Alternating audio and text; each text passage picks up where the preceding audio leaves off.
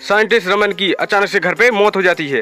उस समय साइंटिस्ट से मिलने उसके घर पर 3 बड़े लोग आए थे, एक ऑथर, सिंगर और बिजनेसमैन।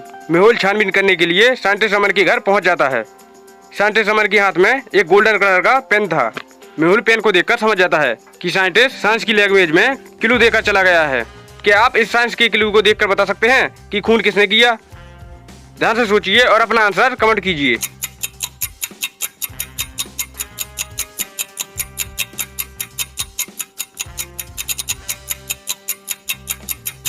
साइंटिस्ट रमन के हाथ में एक गोल्ड कलर का पेन है और साइंस की भाषा में गोल्ड को AU ऑरम कहा जाता है और AU का मतलब है ऑथर।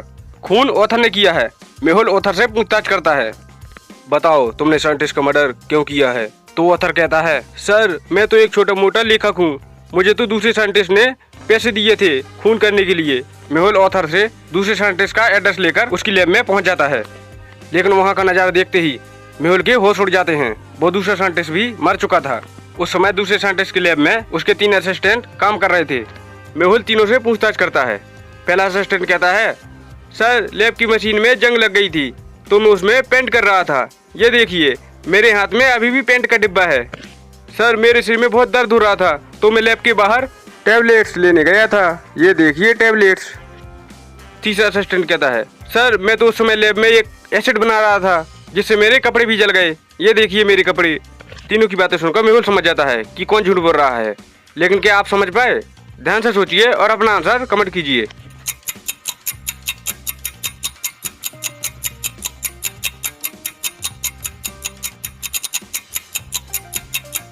पहला असिस्टेंट झूठ बोल रहा है क्योंकि उसके हाथ में बैगनी कलर का पेंट लगा हुआ है, लेकिन मशीन में तो नीले कलर का पेंट लगा हुआ है। भला ऐसा कैसे पॉसिबल है? मेहुल उसे पकड़ने जाता है, लेकिन वो मेहुल को धक्का देकर लैब के पीछे वाले दरवाजे से भागने लगता है। मेहुल उसका पीछा करता है, लेकिन लैब के पीछे वाले दरवाजे से जाने के लिए 3 सीढ़ियां बनी होती हैं। तो दोस्तों सोचकर बताइए कि पहला असिस्टेंट कौन सी सीढ़ी से भागा होगा। ध्यान से सोचिए और अपना आंसर कमेंट कीजिए।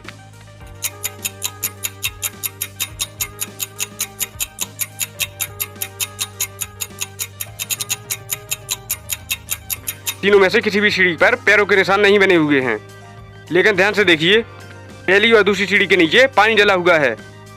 अगर वो पहली और दूसरी सीढ़ी से जाता तो उसके पैरों के निशान बन जाते, लेकिन ऐसा नहीं है, मतलब वो तीसरी सीढ़ी से भागा होगा। मेहुल उसका पीछा करके उसे पकड़ लेता है और उसे एक जोरदार पंच मारता है। अब बताओ तुमने साइंटिस्ट को क्यों मारा? तब वो पहला असिस्टेंट बताता है, मैंने और साइंटिस्ट ने मिलकर एक ऑथर से साइंटिस्ट रमन का मर्डर करवाया था, लेकिन दूसरा साइंटिस्ट रमन की मर्डर में मुझे फंसाना चाहता था, इसलिए मैंने उसे मार दिया। मेहुल उसे पकड़ लेता है। मेहुल की समझदारी के लिए जल्दी से इस वीडियो को एक लाइक कर दीजिए। मेहुल सुबह सुबह वॉक पर जा रहा था, तभी वो देखता है कि सामने वाले खंभे में बिजली का एक बहुत मोटा तार लटक रहा है और उससे एक आदमी को करंट लग गया है और वो तार से चिपक गया है। और मेहुल तुरंत वहाँ जाता है और आसपास में एक नॉन कंडक्टिंग चीज देखने लगता है। करंट बहुत हाई वोल्टेज था, यदि मेहुल डायरेक्ट उसे बचाता तो मेहुल को भी करंट लग सकता है, लेकिन मेहुल को वहाँ कोई भी नॉन कंडक्टिंग चीज नहीं मिलती। फाइनली मेहुल दौड़ कर जाता है, हवा में उछलकर उस आदमी को एक लात मारता है, जिससे वो आदमी बिजली की तार से दूर जाकर गिरता है और करंट से बच जाता है और मेहुल को भी करंट नहीं लगता।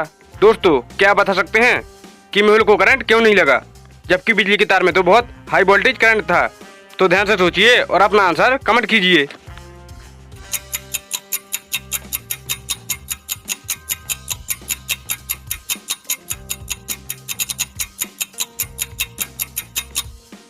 हमें करंट तभी लगता है जब हम अर्थ से कनेक्ट होते हैं, मतलब यदि हम अर्थ से टच ना हो तो बिजली के मोटे मोटे तार से भी रस्सियों की तरह लटक सकते हैं और हमें करंट भी नहीं लगेगा। इसलिए आपने देखा होगा कि चिड़िया और कबूतर आराम से तार पर बैठे रहते हैं और उन्हें कुछ भी नहीं होता। इसलिए मेहुल ने जानबूझकर हवा में उछलकर उस आदमी को लात मारी ताकि उसे करंट भी न लगे और उसकी जान भी बच जाए। चलिए अगली पहेली देखते हैं। क्लास टीचर क्लास के सारे बच्चों को 6 फोटो दिखाती है, जिनमें से 3 फोटो 1 महीने पहले की हैं और ये 3 फोटो आज की हैं। दरअसल क्लास टीचर बच्चों का IQ लेवल टेस्ट कर रही थी, इसलिए उसने 1 महीने पहले 3 अलग अलग पौधों की फोटो ली और 1 महीने बाद फिर से उन्हीं पौधों की फोटो ली। अब इन तीनों पौधों को देख करके आप बता सकते हैं कि इनमें से कौन सा पौधा नकली है, A, B या C? ध्यान से सोचिए और अपना आंसर कमेंट कीजिए।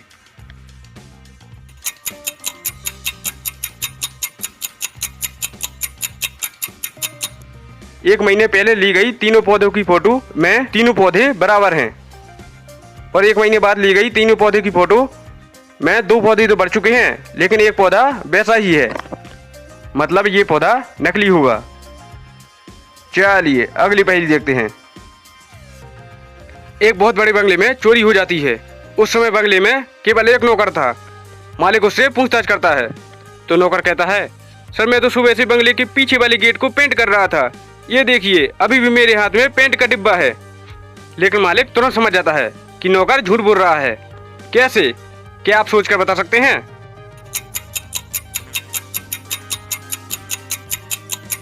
नौकर के कपड़ों में जो कलर की छींटे हैं और पेंट ब्रश और पेंट के डिब्बे में जो कलर है वो दोनों अलग अलग हैं। ऐसा कैसे हो सकता है? मालिक उसी से समझ जाता है और उसे पकड़ लेता है।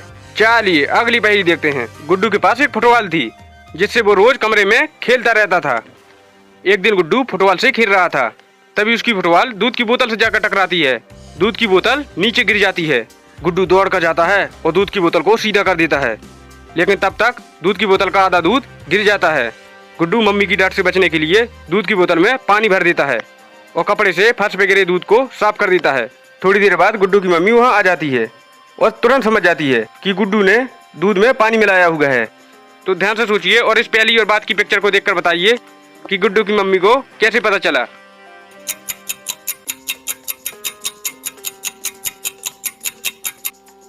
दूध की बोतल पहले थोड़ी खाली थी, लेकिन पानी भरते समय गुड्डू ने उसे पूरा भर दिया।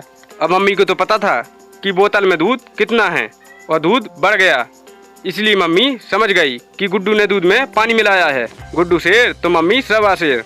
चलिए अगली पहेली देखते हैं। टिंकू और बाकी के दोस्त एक शादी में जाते हैं। वहाँ बेटा उनके लिए 4 गिलास जूस लेकर आता है। अब उसमें 2 प्लास्टिक के गिलास थे और 2 कांच के गिलास थे, लेकिन 4 गिलास सेम साइज के थे। अब टिंकू को ज्यादा जूस पीना था, तो क्या आप बता सकते हैं कि टिंकू को कौन सा गिलास उठाना चाहिए, प्लास्टिक का या कांच का? अपना आंसर कमेंट कीजिए।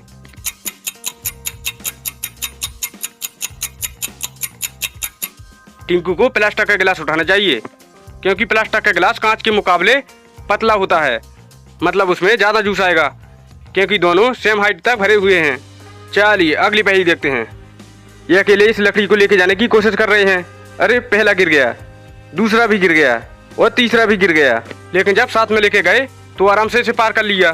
तो मुझे बताइए कि मूर्ख कौन था, ये पहले के 3 या ये बाद के 3? ध्यान से सोचिए और अपना आंसर कमेंट कीजिए।